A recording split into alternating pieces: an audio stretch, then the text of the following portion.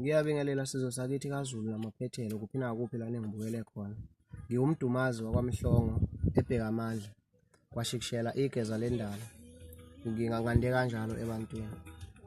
Ngizovela lapha phambi kwenu ngidlulisa amazwi okuhlukumezeka kakhulu ngesimo esangehlela osukwini lwayizolo emcimbini igcwalise emabhida eThekwini obukade ubanjelwe khona.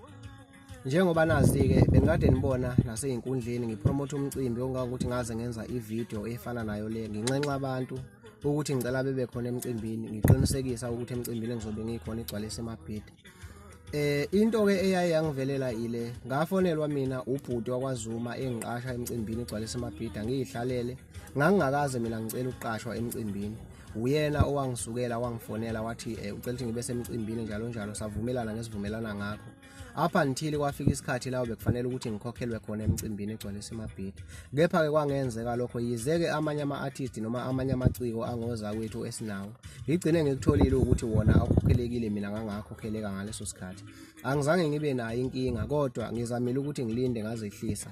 Ngathi mhlambe kungenzeka ngiduduza ngokuthi izinto ngeke zenzeke kanye kanye. Kusengenzeka ukuthi bekhokhela abanye mina ngigcine ngakhokhela ngaso sikhathi kodwa khona izogcina ifikile nakimi. Okuthe kungolwesihlanu umcimbi ungakusasa. Ngathola ucingo ngo9 ebusuku.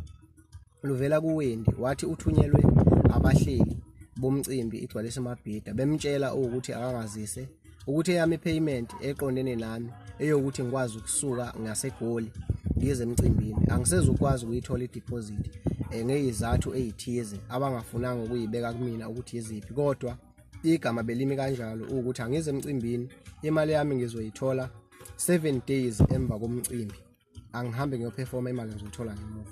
Ngavumelana nalokho sizwe sakithi nanoma bekade kuvele kungicindezela kunginikeza inkinga kunginqinda namandla ngoba bekufanele ngisuke eGoli. Ngempela imali bekufanele ngiyisebenzise ukusuka eGoli ngize emcimbini igcwalise emabhida bekuyimali obekufanele ikhokhwe yibona. Kodwa ngenxa yokuthi sebechazile ngendlela abachaza ngayo ku9 ebusuku ingekho ngempela enye option ukuthi ngingaphuma ngithi ngiyenzani. Ngayilahla ngabahlonipha ngakwazi ukuthi ngisuke eGoli. Ngahamba ngafika eMtuba ngathatha ibhendi yami kunjalo nayo kufanele ukuthi mangabe ngiyithatha ngiyikhokhele fanele bedle abantu engisebenza nabo bangabantu bayasebenza nje basisebenza. Akuzange ke kuze kufinyelele lapho ngenxa yokuthi ngithe mangabe ngifika kubona kwangiphoqa ukuthi akube yimina ongene ephaketheni la mahlele yonke into.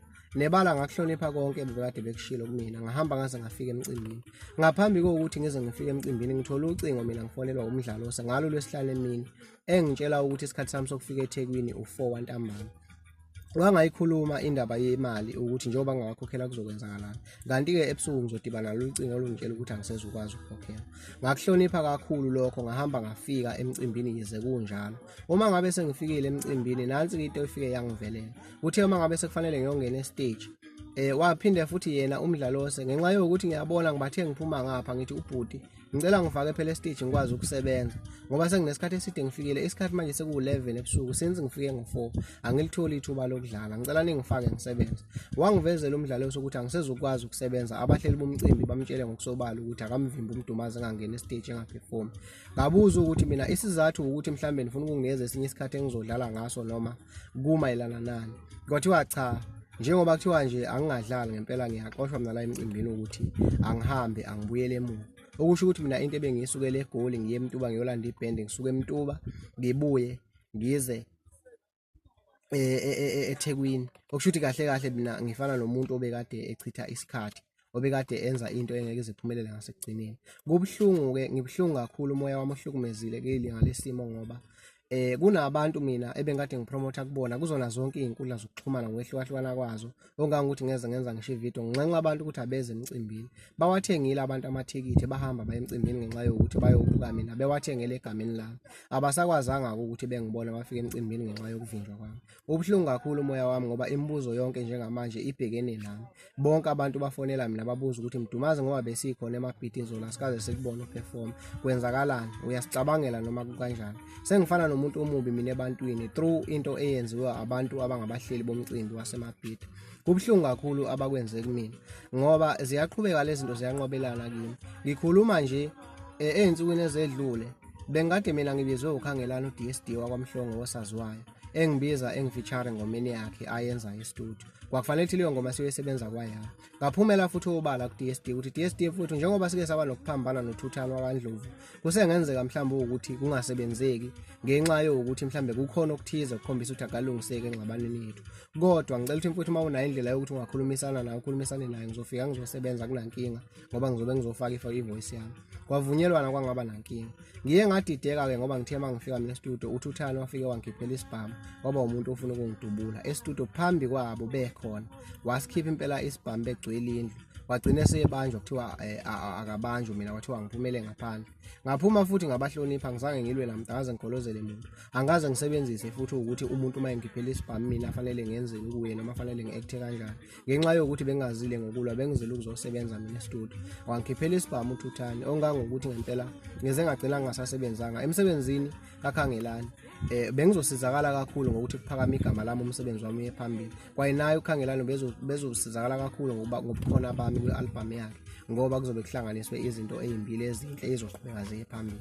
Kubhlungu kakhulu ke okwenzekile. Namanje umoya wami ubhlungu njengoba ngithi nje ngiyiveze lento yalapha e-studio ukuthi uThuthane ungiphelele isibhamu. Bengade ngiluke ngithule ngenxa yokuthi bekukhona nabanye abafuthi abadala bebekhona ngaleso sikhathi engibafice bevele bekhona e-studio. Bengitshela ukuthi mhlambe basazophumela obala bebatshela abantu ngesimo esenziwe uThuthane, kodwa ngenxa yokuthi ngiyabona isikhathi siyahamba siyaqhubeka siyaphambili, akwenzeki, akekho umuntu oseke waphumela obala wayikhuluma lento. Ngibona ukuthi angiphinde ngiyikhulume futhi ngiyiveze ebantwini ukuthi sengidibane nesimo esifana naleso ngoba uyikhombisile umfowandlovu ukuthi yena ulwa nami, okungangokuthi ngempela angazi nangelinye ilanga mangihlangana naye uyokuphinda lokho noma uyokwenza njani. So kufanele into enjengaleyo ngiyiveze ezweni ukuthi ngibhekene nengqinamba efana naleyo.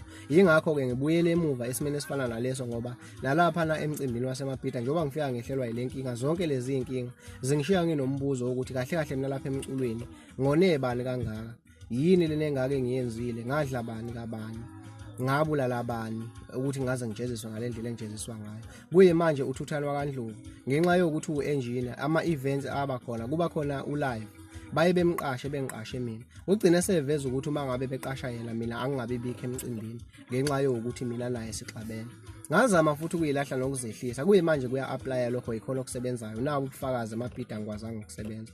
Okuphinde kwangihlukumeza kakhulu emveni kokuba kwenzekile ngaleyo ndlela. Sengizamile ngayo yonke indlela ngikhuluma nabasakazi ngokwehlukahlukana kwabo, okungabalwa oTshatha uGodo wakwaNgobe, kubalwe ongezwe Mchunu, oZimdola, oBK, bonke abasakazi bebekhona nabaphathi bewuhlela bebekade bekhona ukuhlukahlukana kwabo.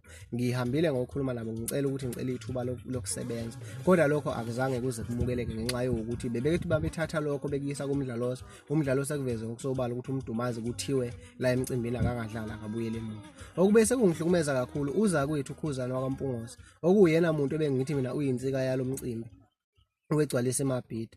Bengilindele ukuthi mhlawumbe kuzoba khona amagama anobulungiswa emveni kokujikiswa kwami nasi nasexosheni kwami ekubeni ngiqashiwe ngasukelwa ngihleli phansi. Ngaqashwa mina kwathiwa ngize emcimbini. Mase ngifika emcimbini akusenzeki lutho. uKhuzana uma ngabe efika e-stage ukhuluma amagama ukuthi umuntu ongeza ukuperforma la akaphuma ahambe. Uhlekisa ngami, ubukisa ngami phambi kwabo bonke abantu ebekade bethamele umcimbi wegcwalisa eMabhida. Kuyangidida kakhulu, kuyangixaka ukuthi umfowampungosi uyenza kanjani into efana naleyo, noma mhlambe indlela yokuzozama ukubukisa ngami nanokuzama ukubukisa ngokusokola kwami nokucindezeleka kwami nazo zonke lezi zinto ezenzeka kumina.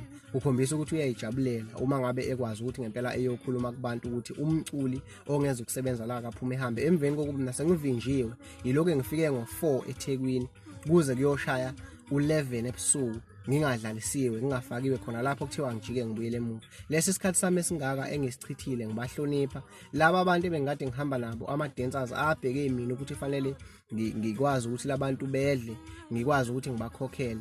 Imoto engihamba ngayo idinga upetrol, ngisuke eGoli ngitravela yonke le ndlela, ngihlonipha umcimbi engazi ukuthi wamaciko onke esintu okwamaskandi uzobe uyinhlanganisela yawo wonke amaciko asebenza ngamaskandi. Kodwa egcineni ngiphoxekile mina ngoba angikwazanga ukudlala emcimbini waseMabhida. Ngibhlungu kakhulu ngalokho ngoba njengamanje mina fanele ngiphendule imibuzo yabantu engingazi ukuthi ngizoyiphendula ngiyithini. Bayafona abantu kumina bathenga amathikithi amaningi kakhulu, abanye bakhona bebeze bengisendele ngishiya ithombe bengikhombisa ukuthi amathikithi bawathengile bafuna ukuyongeseka emcimbini egcwalisa eMabhida, kodwa akubange kusenzeka.